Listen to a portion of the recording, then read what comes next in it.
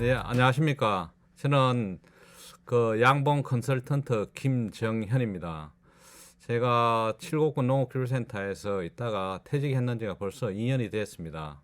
오늘 농업기술원에서 양봉 교육을 하게 돼서 반갑습니다. 제가 오늘 교육할 제목은 돈이 되는 양봉이라는 제목을 가지고 교육을 하도록 하겠습니다. 양봉이라 그러면은 딴 거보다가 돈이 돼야 됩니다. 무슨 농사를 짓든지 간에 돈이 안 되면은 농사 지을 수 있는 힘도 안 생기고 또 하락하도 안 돼, 농가들이 그 농사를 짓지 않을 거 아닙니까? 하여튼 양봉이 그림과 같이 돈이 되는 그 양봉이 되었으면 좋겠습니다. 오늘 제가 말씀드리는 기술은 양봉 농가 여러분들이 자기 걸로 소화를 시켜야 됩니다. 양봉이라 그러면은 꼭 정수가 없습니다. 바둑 두는 거하고 비슷한데 이래도 되고 저래도 되는데 기본 원칙만 준수를 하면은 잘 될 것이라고 그래 생각됩니다. 그래서 제가 오늘 말씀드릴 것은 월동 및 봄철 사양 관리와 꿀벌 다수학 방법에 대해서 말씀드리도록 하겠습니다. 말씀드리기에 앞서 가지고 지금 당면한 농업 현황을 보면은 우리나라가 지금 FTA가 체결되어 있습니다. 외국에서 농산물이 얼마나 많이 들어오고 있습니까? 지금 16개국에 56개국이 FTA를 체결돼 가지고 진행되고 있습니다. 지금 타결돼가 발효된 것도 있고 협상 중에 있는 것도 있고 지역 여건에 맞춰 가지고 지금 FTA를 체결하려고 하는 여러 가지 조건에 있습니다. 앞으로는 농업이 자유무역 협상으로 인해 가지고 외국의 농산물에 지금 많이 들어오고 있습니다. 이렇게 하기 위해서는 우리 농가에서 경쟁을 높여야 되는데 지금 최근에 이슈가 되고 있는 건 아시아 태평양 자유무역 협정 RCEP라고 하는 게 있는데 요거는 15개 아시아의 15개국이 무역 협정을 체결하고 있습니다. 인구로 봐서는 22억 명, 세계의 생산량의 30%를 차지하고 있고 세계 무역의 mu역량의 29%를 차지하고 있는 거대한 외국 시장입니다.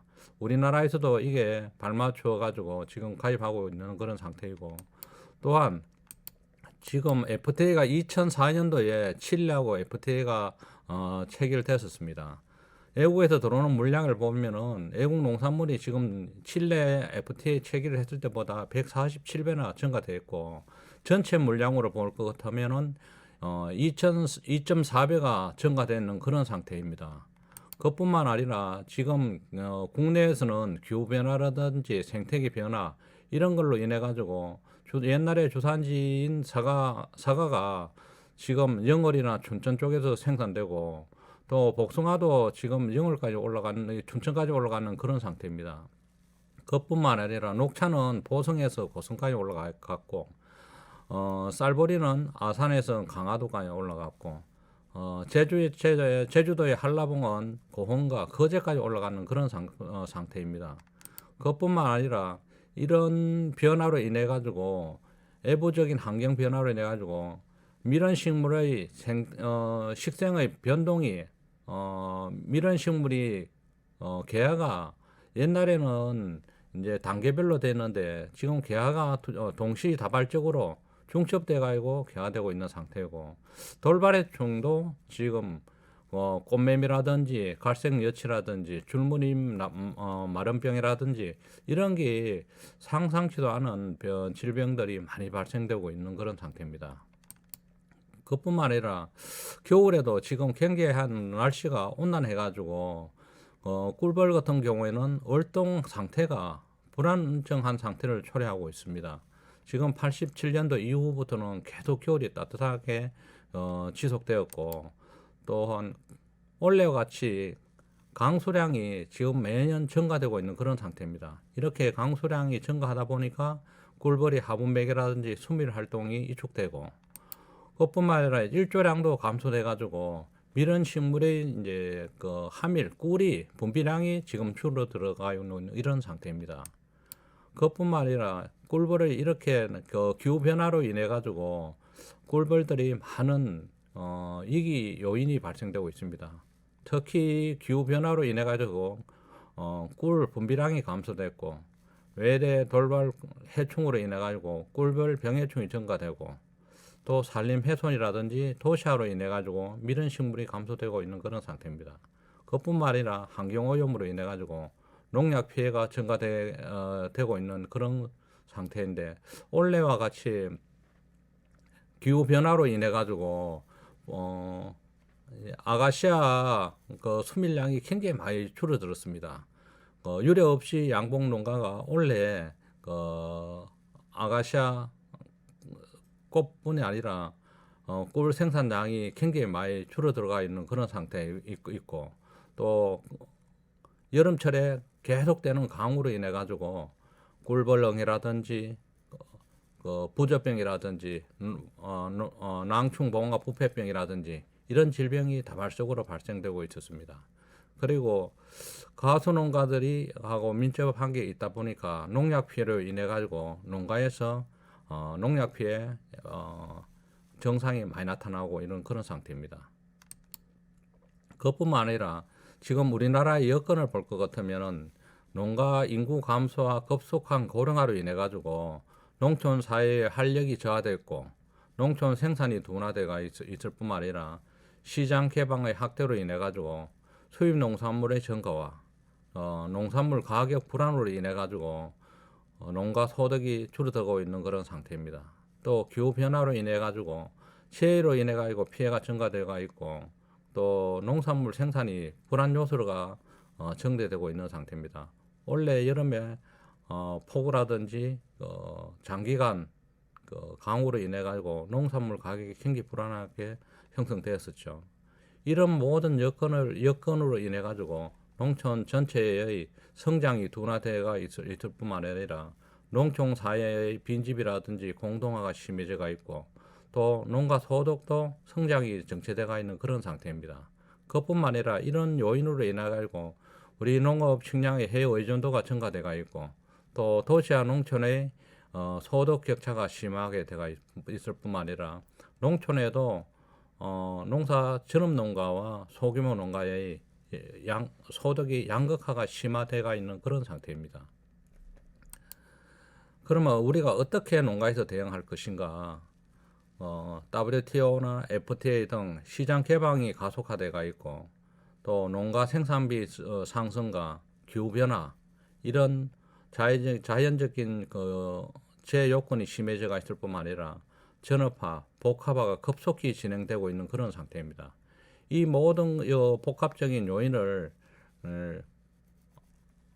우리가 같이 해결해 나가려고 그러면은 우리 농업기술센터에서 많이 부르짖고 있는 6차 산업화, 농업의 1차, 2차, 3차를 합쳐가지고 6차 산업화함으로 인해 가지고 부가가치를 높일 수 있고 또 소비자가 요구하는 농산물 이런 걸 생산함으로 인해 가지고 우리 농가들 소득이 향상되고 또 농가의 경쟁력을 확보해야 안 되겠나 그런 생각이 됩니다.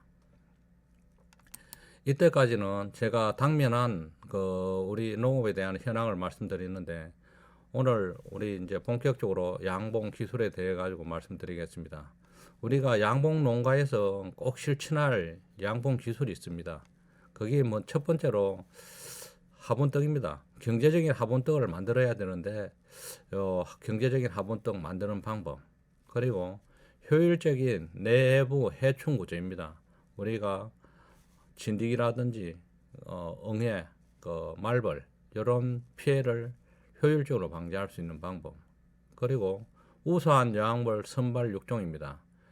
품종 개량으로 인해 가지고 같은 노동력을 들여 가지고 우리가 원하는 공산물을 많이 생산하는 방법입니다.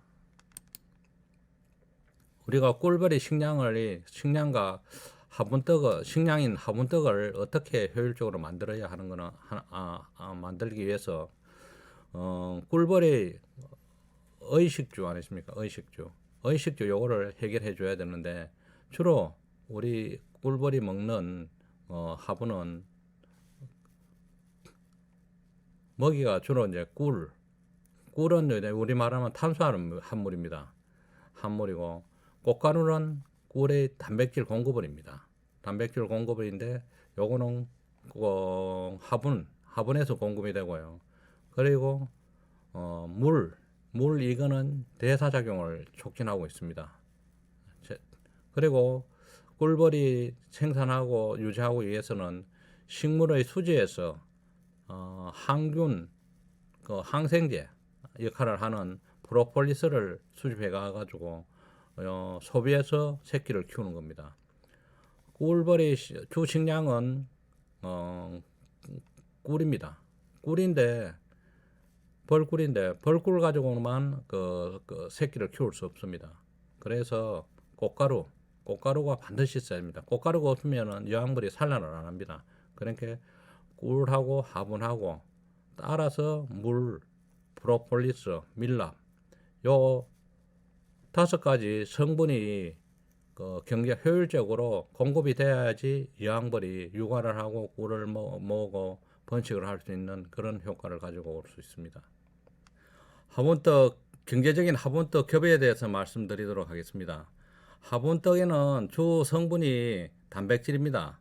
단백질인데 시중에 나오는 화분떡은 거기에 성분 표시가 안 돼가 있습니다. 안 돼가 있기 때문에 시중에 나오는 화분떡이 어떤 성분이 들었는지 어떠한 비율로 돼가 있는지 거기 잘 표시가 안 돼가 있기 때문에 우리가 농가에서 개인적으로 그거를 효율적으로 배합을 해야 됩니다. 그렇기 위해서는 화분떡 안에는 단백질 함량이 21%에서 24% 이상 정도 유지가 돼야 되고, 거기에는 이제 식물성 기름이 한 5%, 6% 정도 미만 유지가 돼야 되고, 거기에서 합성 비타민이라든지 당 함량이 30% 정도 돼야 되는데, 여기 화분떡하고 비타민제하고 그리고 당, 설탕하고 여기 효율적으로 배합이 잘 되어야지 우리가 봄에 화분떡을 넣어줬을 적에 여왕벌이 산란율이라든지 번식률이 많이 증가될 수 있습니다. 그 화분떡 안에는 필수 아미노산이 10가지가 있는데 그 비율도 잘 만족할 수 있도록 맞춰주는 게 제일 좋습니다. 그런데 화분떡 배합 비율을 보면 대체적으로 설탕 이제 보통 60kg에 화분떡 30kg, 맥주 효모 20kg, 대두분 10kg, 보리뼈 10kg, 탈취분유 10kg, 비타민, 비오라이신, 물 이래 넣어가 배합을 하는데 요 배합 비율은 배합하는 프로그램이 있습니다. 그 프로그램은 엑셀로 돼가 있는데 그 엑셀로 돼가 있는 프로그램에 그 배합 비율을 적용을 하면은 단백질 구조라든지 함량이라든지 여기 다 조정이 됩니다. 그래서 그 단백질 함량을 21%에서 24% 내지 25% 정도로 그 배합 함량을 프로그램에 맞춰가지고 재료가 이제 주로 많이 들어가는 화분, 대두분, 맥주 효모, 설탕, 비타민류 이런 거를 배합을 프로그램을 잘 짜야 됩니다. 이 프로그램을 얼마나 잘 짜느냐에 따라 가지고 화분떡 단가가 결정이 됩니다. 화분떡 단가가 비싸면 여러 가지 종류를 넣으면 단가가 높아지고 또 배합 비율이 너무 약해 할 뿐만 단가가 떨어집니다. 그런데 21% 내지 24%의 단백질을 형성되도록 그래 화분떡을 배합을 해야 됩니다. 그렇게 하기 위해 가지고는 이 프로그램에 맞게끔 아주 잘 맞도록 해야 되고, 그리고 배합 비율이 너무 안 높으면 또 기호성이 떨어지는 경우가 있습니다. 기호성이 떨어지기 때문에 기호성에 맞게끔 대두분이라도 이런 걸 많이 넣어버리면 기호성이 떨어져 가지고 뿌리도 안 맞고 소화가 떨어지는 경우가 있기 때문에 화분, 대두분, 효모, 비타민류 이런 거를 배합 비율을 프로그램에 맞춰가지고 해주시면 제일 좋습니다. 그래가요 제가 여러 가지 화분 배합 비율을 표시를 했는데 요게는 이제 화분이 들어가는 건 얼마나 많이 들어가냐, 화분이 많이 들어가 버리면 단가가 올라가고 화분이 비율이 떨어져 버리면 단가가 좀 떨어지는 경우가 있습니다. 그걸 잘 맞춰가지고 단백질 함량을 높이게 해가지고 탈취분유 넣는 데도 있고 우유가루가 넣는 경우도 있고 계란 노란자 넣는 방법도 있습니다. 이런 비율은 그 벌의 기호성 이런 것도 맞춰가면서 이 배합 비율을 짜는 게 제일 좋을 것 같습니다. 그리고 우리가 이제 화분떡을 얼마나 벌 세력에 따라 가지고 군수에 맞춰 가지고 화분떡을 준비를 해야 되는데 화분떡이 필요한 양이 얼마나 되느냐. 보통 그 꿀벌 한 마리 육아하는 데는 화분이 100mg, 꿀은 200mg이 소요됩니다. 우리가 월동하고 나서 벌이 한 6매 정도 됐다. 이거를 축소시키기가 한 2매나 3매로 축소를 시켰을 적에 우리가 2월 달에 3월 달 보통 그때 많이 미기는데 2월 달, 3월 달 미기는 양이 한 통에 보통 화분이 한 4kg 정도 이래 준비를 하시면 될 것 같습니다. 요게 양에 맞춰 가지고 화분떡을 만들면 되고, 그리고 우리가 봄에 이제 월동하고 나서 화분떡을 공급해 주는데 월동하고 나서 보니까 벌이 굉장히 약해지는 경우가 많습니다. 근데 우리가 벌이 약군으로 변묘되는 원인을 분석해 보니까 우리가 월동하기 전에 그 진드기라든지 봉병 예방약 처리가 미흡했을 경우에, 그리고 또 화분도 가을에까지 이제 계속 공급하지 않고 중간에 전량이 됐다든지 이랬을 적에 약군으로 되는 경우가 많고, 월동 사양도 가능하면은 일찍 월동 사양을 시키고 늦게 사양을 시키줘 버리면은 이게 그 분쇄가 약해지는 경우가 많습니다. 그리고 이제 우리가 말벌이라든지 병이라든지 요거 피해가 받았을 경우에, 그리고 월동 사양했을 적에 도봉이 많이 생기는 경우가 많습니다. 그래 도봉 피해를 받았거나 말벌 피해를 받았거나, 그리고 여왕벌한테 산란을 많이 시키기 위해 가지고 소비를 많이 넣어줬을 적에 그 여왕벌이 산란 능력에 대한 보완을 줬을 경우에는 또 산란이 너무 많이 안 되는 경우가 많습니다. 이런 원인으로 인해 가지고 벌의 군세가 약해지는 경우가 굉장히 많습니다.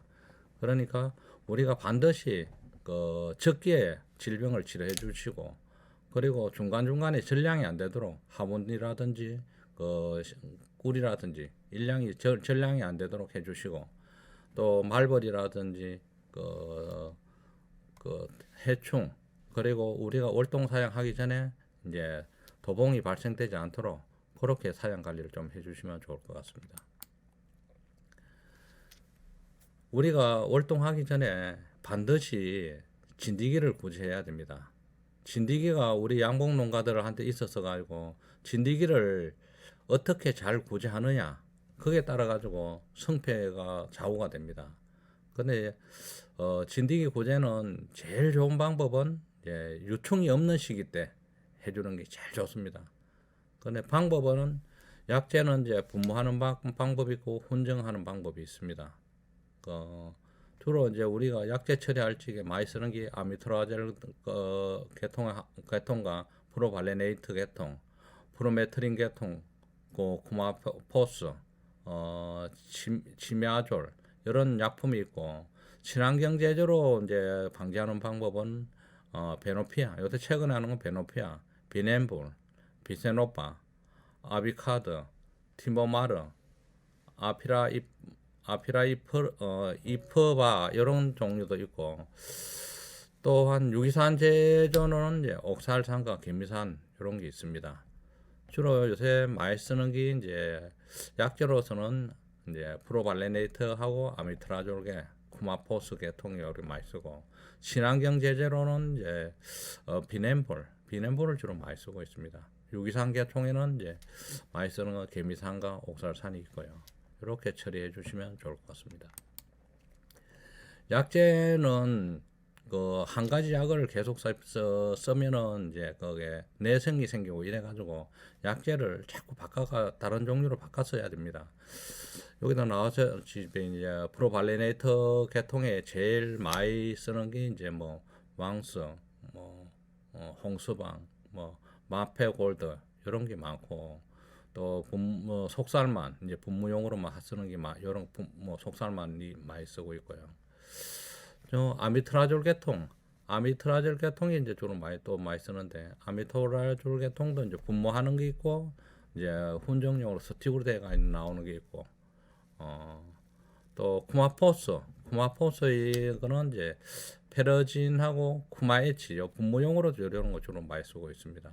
또 친환경 제조로 쓰는 건 이제 구연산 계통하고 유기산 계통이 많이 쓰는데 구연산 계통이 대표해 준 게 이제 비넨볼하고 비세노바 여기고 구연산에는 이제 비넨볼하고 비세노바하고 유기산 계통에는 이제 개미산과 옥살산 요걸 주로 많이 씁니다.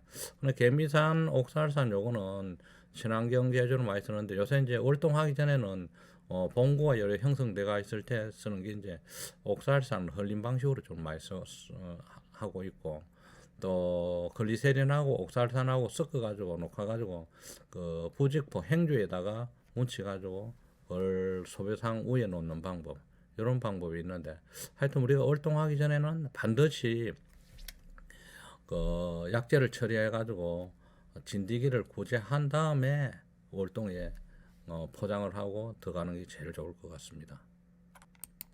그 흘림 방법으로 주로 많이 쓰는 게 이제 그 비넨볼을 쓰는데 비넨볼은 온도가 12도씨 이하일 경우에는 따뜻한 시간에 요즘 같으면 뭐 12시에서 한 5시 사이에 처리하는 게 제일 좋고 그 소비 사이로 비넨볼을 1cc 정도 흘림 방식으로 해주는 게 좋습니다. 그리고 또 비노피아 항수 요거는 이제 베니스 엑센스 오일과 봉통하고 혼합돼가 만드는 건데 요거는 이제 소문에다가 한 1cc 정도 분무해주고 분무로 이렇게 처리해주고 있습니다. 그리고 옥살산 이제 흘림 방식인데 옥살산 흘림 방식은 물 1리터에다가 설탕 1kg, 옥살산 75g을 희석해가지고 벌집 사이에 5cc 정도 이래 흘림 방식으로 해주면 됩니다. 그는 약분은 한 4cc 정도 해주면 요리 처리하는 시간이 굉장히 짧기 때문에 처리하는 시간도 그 절약할 수도 있고 또 옥살산은 가격이 싸기 때문에 농가들한테 비용을 좀 절감시킬 수 있습니다. 그 비넨볼하고 같이 소비 사이에다가 이래 흘려주면 될 것 같습니다. 사용하는 시기는 요거는 이제 그 봉구가 형성되었을 적에 초겨울에 지금쯤 하면 제일 좋습니다. 한 뭐 영하 1, 2도 저도 괜찮고 한 0도에서 5도 사이에 하면 좋은데 요때는 그 옥살산 희석했는 거를 한 15도씨 정도로 미지근하게 데워가지고 사용해 주시면 좋을 것 같습니다. 근데 옥살산은 한 번만 딱 처리를 해야 되지 자꾸 2번, 3번 반복해가 해버리면 그 옥살산 피해가 나니까 반드시 한 번만 처리해 주시기를 부탁드리겠습니다. 그리고 요새 이제 최근에 그 그리세린하고 옥살산하고 섞어가지고 그 부직포 행주에다가 뭉쳐가지고 처리하는 방법이 있는데 요거는 먼저 이제 그리세린, 옥살산 이제 그 롤러 돼가 있는 행주가 나오는 게 있습니다. 그거를 그거하고 저울을 준비하신 다음에 이제 그 우리 보통 한 군에 1군에 그 15.1g 정도가 처리가 들어갑니다. 그래서 우리가 100군에 예를 들어 가지고 한다 그러면 옥살산 먼저 1군당 15.1g 정도 그리세린을 그 냄비 같은 데다 넣고 이거 70도 정도로 또 온도를 올립니다. 올린 다음에 여기다가 이제 옥살산 예를 들어가 100군 같으면 1519g 정도를 그리세린에 넣습니다. 넣어가지고 온도를 70도 정도로 가열하면 물같이 됩니다. 이렇게 중탕을 하면 물같이 되는데 이렇게 물같이 되면 만든 다음에 그 완전히 놓고 난 다음에 여기서 이제 그 행주 부직포 행주를 그 차곡차곡 섞습니다. 여기 싸우면서 여기에 플라스틱 통에다가 넣고 행주를 넣고 거기에서 용량이 100통에 맞는 그리세린하고 옥살산을 넣어가지고 녹은 거를 거기다가 붓습니다. 한 장씩 한 장씩 부어가지고 다음에 요게 이제 그 부직포 행주를 스며들게 한 다음에 여기 따뜻하게 만들어 가지고 패드를 만든 다음에 요걸 한 장씩 꺼내 가지고 소상우에다가 소비 우에다가 요 한 장씩 얹어 주면 됩니다. 한 요렇게 100장 정도 덮어놓으면 여기에 그 물리 그 그리세린하고 옥살산하고 섞은 물이 안 흘러내리도록 이렇게 한 무스 꾹 짜가지고 그 소비에 처리해 주시면 좋습니다. 단상에서는 이제 옥살산 그 처리했는 거를 15.5g씩 스며들게 한 그 부직포 행주를 뭐 한 장을 반을 덮든지 4분의 1로 덮든지 접어가지고 소강대 위에다가 얹어주면 되고, 개상인 경우에는 고기 이제 2장 해가지고 중간에 넣어주 1층에 벌통에 소강대 위에다 넣어주고, 또 한 장은 2층에다가 넣어주면은 이 그리세닌이 들어가 있기 때문에 그 옥살산이 증발하는 속도가 굉장히 서서히 천천히 증발하기 때문에 우리가 진드기 방지하는데 효과적이라고 지금 많이 사용하고 있습니다. 그리고 이제 요 훈정하는 방법입니다. 옥살산을 훈정하는 방법인데 옥살산 1g을 단상에는 보통 1g 합니다. 훈정기에다가 1g을 넣고 요거를 이제 그 태워 가지고 연기로 해 가지고 볼통 안에 넣고 15분간 동안 벌문을 막아줍니다. 15분 동안 있다가 이제 손문을 늘어줘 버리면 안에 소독이 되는데, 이게 그 처리하는 시간이 짧기 때문에 그 전업 농가에서는 이렇게 지금 많이 사용하고 있습니다. 이것도 봉판이 없을 때 처리하면 효과가 한 95% 정도 효과가 있습니다. 요거는 이제 그 옥살산 1kg에다가 그리세린 2kg, 물 1리터를 녹인 후에 우리가 이제 그 골판지를 5 내지 20cm 정도 잘라 가지고 골판지를 이제 비닐봉다리에다 넣든지 이렇게 해가지고 골판지에다가 그 액이 스며들도록 한 다음에 햇빛에 이제 골판지를 말라 가지고 그 말랐는 골판지를 연소기에 넣어 가지고 10 내지 20초 동안 훈연 처리해 주는 겁니다. 요거는 그 약해라든지 부작용이 거의 없기 때문에 양봉 농가들이 요새 이제 훈연기를 그 옥살산 연무하는 방법으로 해가지고 지금 많이 사용하고 있습니다. 요거는 이제 연무기 분무기에다가 대고 요거 넣어가지고 이제 연기로 내는 방법이다. 그러면 보시다시피 분무기 여기에다가 넣어가지고 연기 태워가지고 소문을 넣고 보통 15 내지 한 20초 정도 이렇게 소독해 주는 방법입니다. 옥살산은 이 시중에 나오는데 여기 또 그 설탕 같습니다. 설탕 겉해가지고 옥살산 엑시드 이렇게 돼가 있는데 여기 보통 뭐 20kg, 25kg 한 포 단위로 열에 나오는 것도 있고 요 가루로 돼가 있기 때문에 요걸 사용하실 적에 좀 가격이 싸기 때문에 양봉 농가들한테 그 약재 처리비가 많이 절감되기 때문에 많이 사용하고 있습니다. 그러다가 요게 연목에다가 넣고 태워 가지고 소문 안으로 연기를 뭐 10초나든지 20초 정도 넣어줌으로 인해 가지고 소독 효과가 증발되는 그런 효과가 있습니다. 이렇게 이제 뭐 진드기 처리를 완전히 한 다음에 이제 우리 월동에 들어가야 되는데, 월동 들어갈 적에 벌들이 겨울 오는 거를 굉장히 사람들보다 더 잘합니다. 그 오는 가을에서 겨울로 오는 거를 꿀벌이 아는 이유는 환경적인 요인, 즉 온도라든지 습도, 일장, 밀은 상태 등 외부적인 자극에 의해 가지고 이제 여왕벌이라든지 일벌들이 겨울이 오는 것을 미리 압니다. 이렇게 알므로 인해 가지고 여왕벌은 이제 산란을 중단하고 일벌들은 월동 식량을 막 준비하기 위해 가지고 막 꿀 먹이를 모으는 습성이 강해집니다. 그렇기 때문에 온도가 낮아지면은 잘못하다가 이제 도봉이 생기는 이유도 꿀벌들이 월동을 하기 위해 가지고 습성에 의해 가지고 막 나무 약한 벌통에 들어가 가지고 꿀을 뺏어가고 오는 도봉이 발생될 수 있기 때문에 우리가 월동 사냥할 적에는 하여튼 야간 해질 무렵에 사냥을 시켜준다든지 설탕물이 봉장이라든지 사냥할 적에 안 흐르도록 해주는 게 좋습니다. 그리고 우리가 월동할 적에는 단상인 같은 경우에는 한 5 내지 7매 정도 벌 세력을 유지해야지 월동이 가능하고, 개상인 경우는 밑에 5매, 위에 5매 이렇게 한 10매 정도 유지돼야지 월동 자격금이 되지 않나 그런 생각이 듭니다. 그래 꿀벌이 월동하는 이론을 우리가 잘 알므로 인해 가지고 우리가 꿀벌을 월동하는데 많은 도움이 됩니다.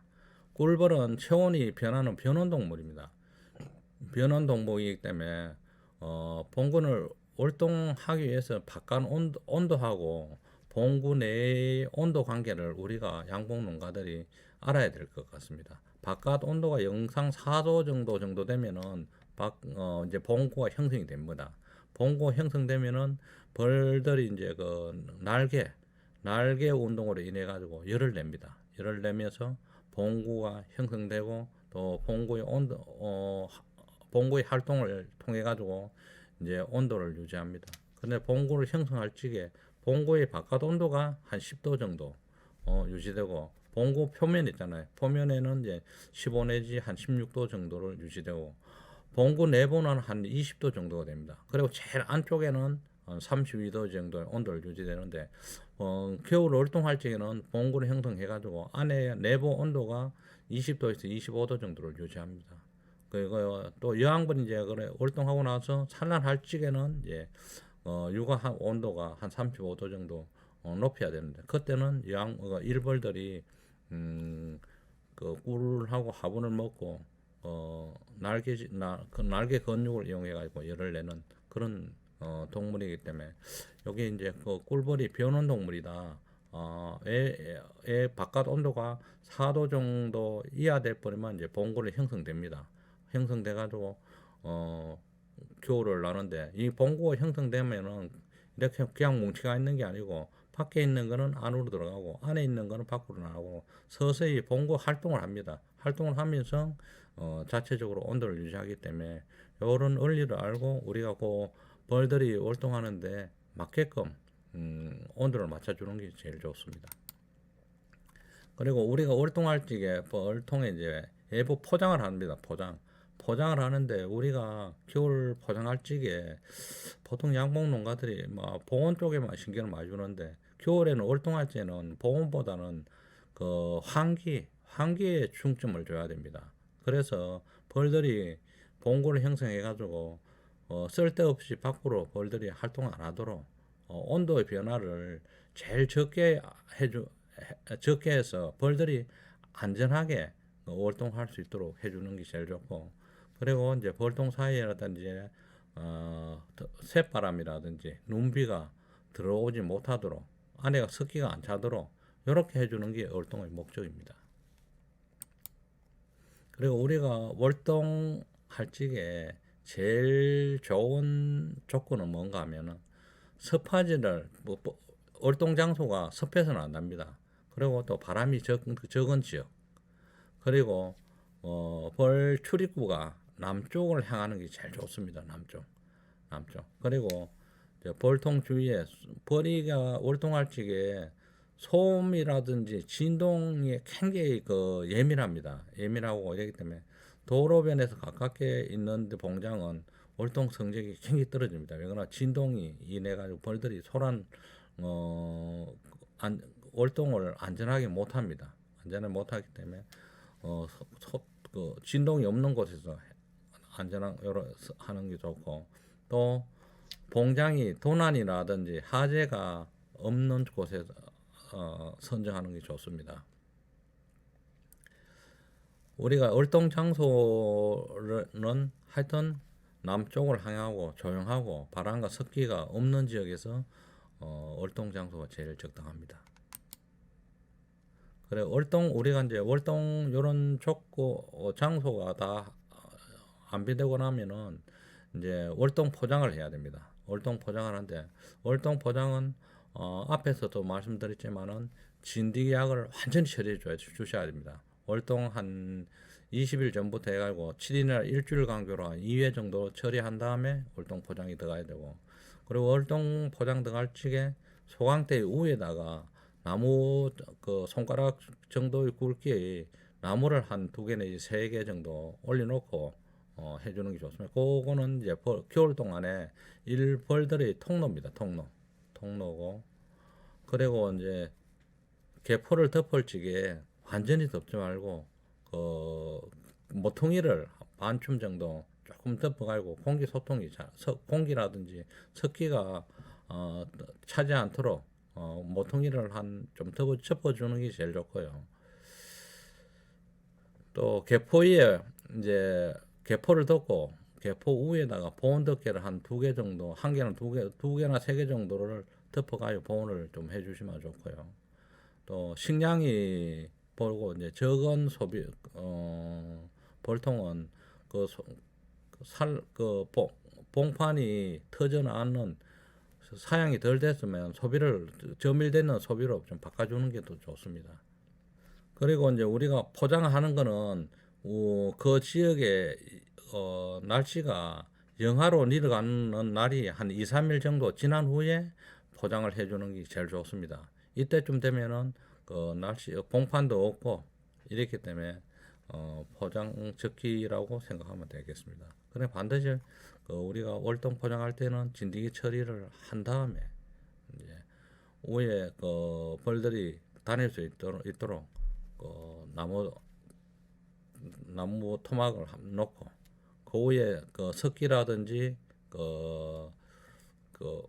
환기가 잘 되도록 모퉁이를 좀 접어가지고 위에 개포 덮고 이제 보온 덮개 2개 내지 3개 덮고, 그래가지고 먹이가 없는 소비는 꺼내고 소비를 넣어가지고 오래 처리해 주시면 될 것 같습니다.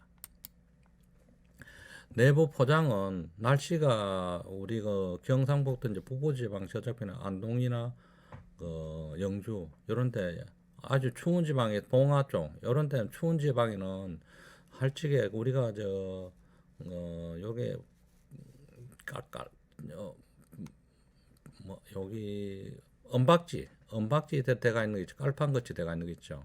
이런 거를 소비가 5매 정도 들어가도록 전체적으로 벌통 안에 전체적으로 들어가면 안 됩니다.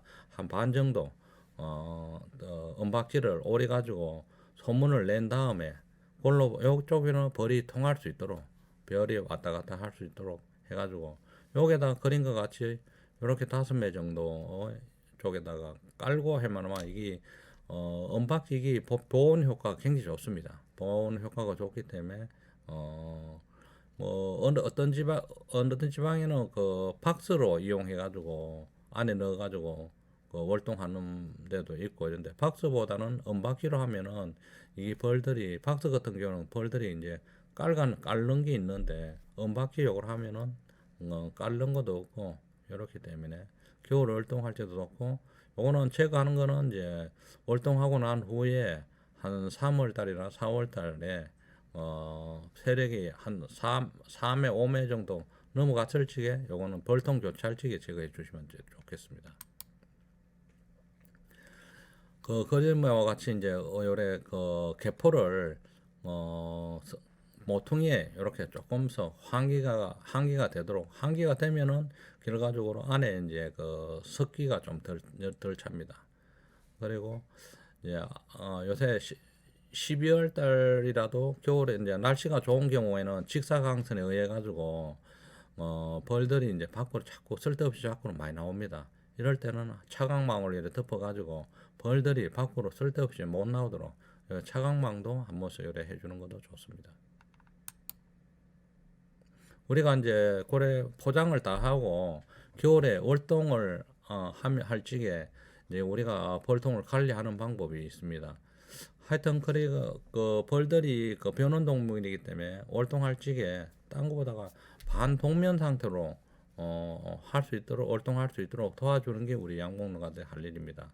그 안에 이제 환기가 잘 되도록 해가지고 그 벌들이 자꾸 벌통 안에 쓸데없이 출입을 하면 안 됩니다. 그러니까 벌통 안에 온도 변화가 안 많도록 제일 좋은 거는 영상 4도 정도로 유지를 뿌리면 봉고가 형성돼가 있어가지고 벌들이 쓸데없이 안 나오기 때문에 4도 정도로 온도를 맞춰주는 게 제일 좋고, 그 이제 직사광선이 들어오면 소문 앞에 이제 복사열에 의해 가지고 벌들이 밖으로 나오는 경우가 상당히 많습니다. 그렇기 때문에 겨울에는 가능한 좀 이제 그 차광망이라든지 이렇게 그늘이 좀 지어주면 제일 좋습니다.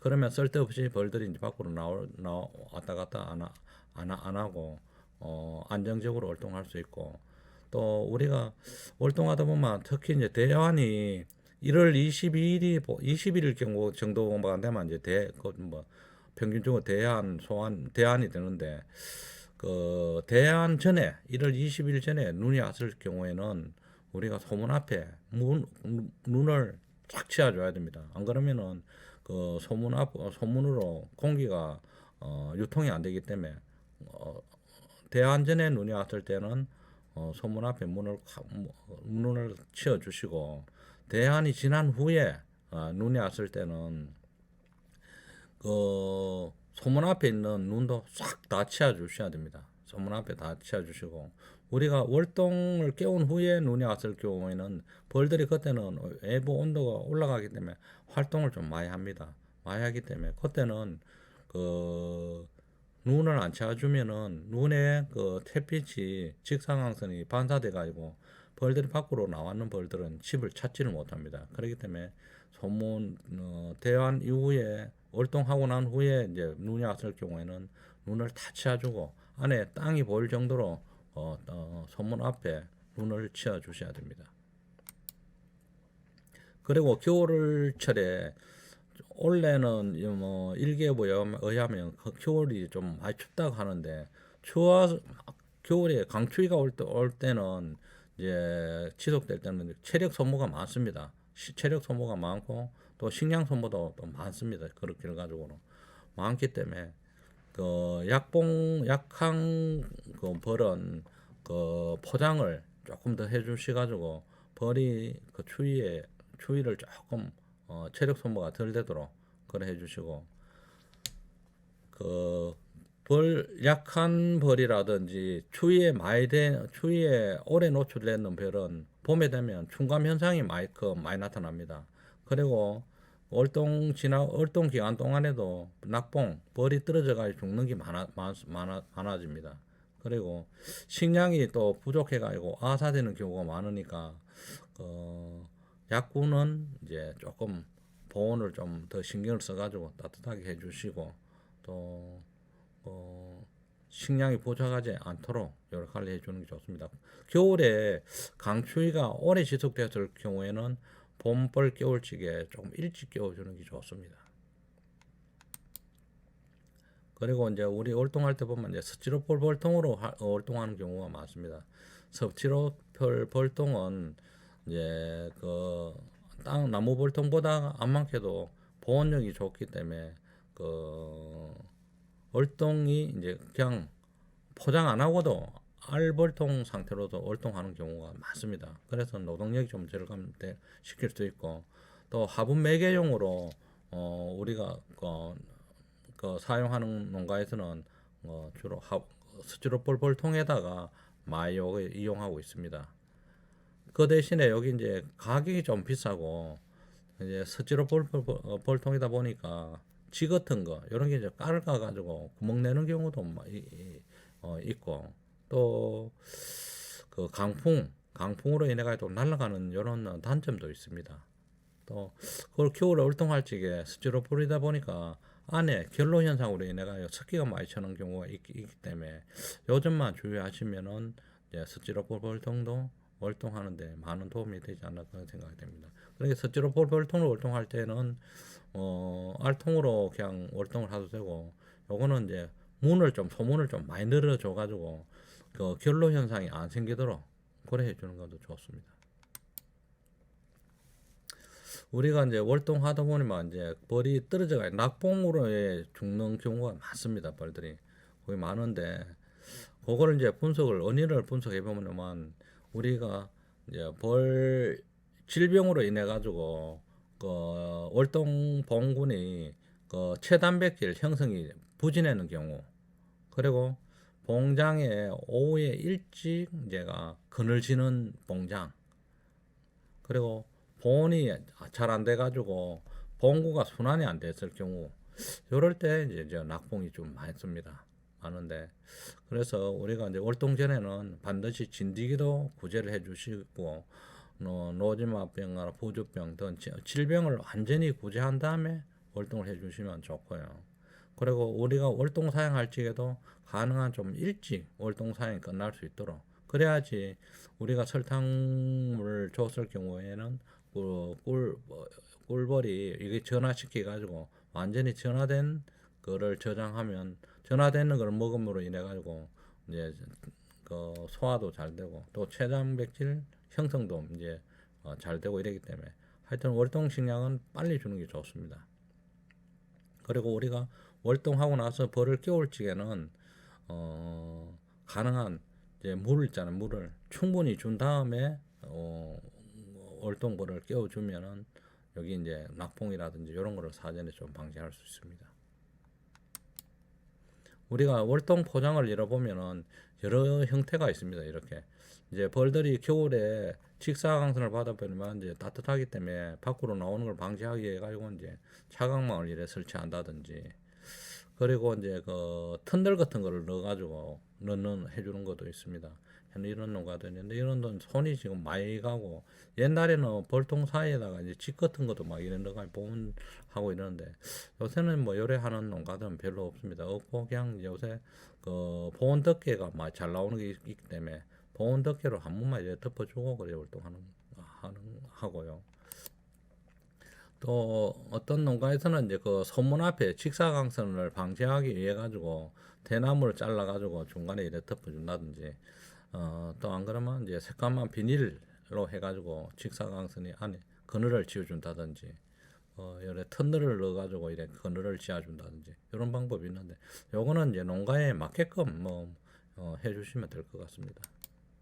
그리고 이제 어떤 집에는 이렇게 그 계집이 있지 않습니까? 계집을 이용해 가지고 계집에다가 이제 그 안에 벌통을 넣어 가지고 요래 하는 방법도 있고 그런데 월동하는 방법이 다양하게 있더라고요.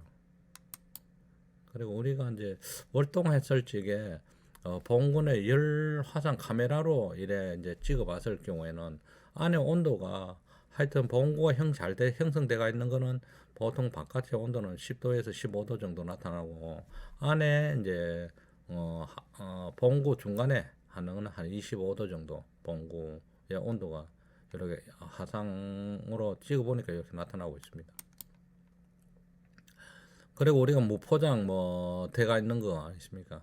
그 스티로폴 벌통이나 나무 벌통 이런 것도 안에 내부 온도는 한 8도 정도는 유지하고 있습니다.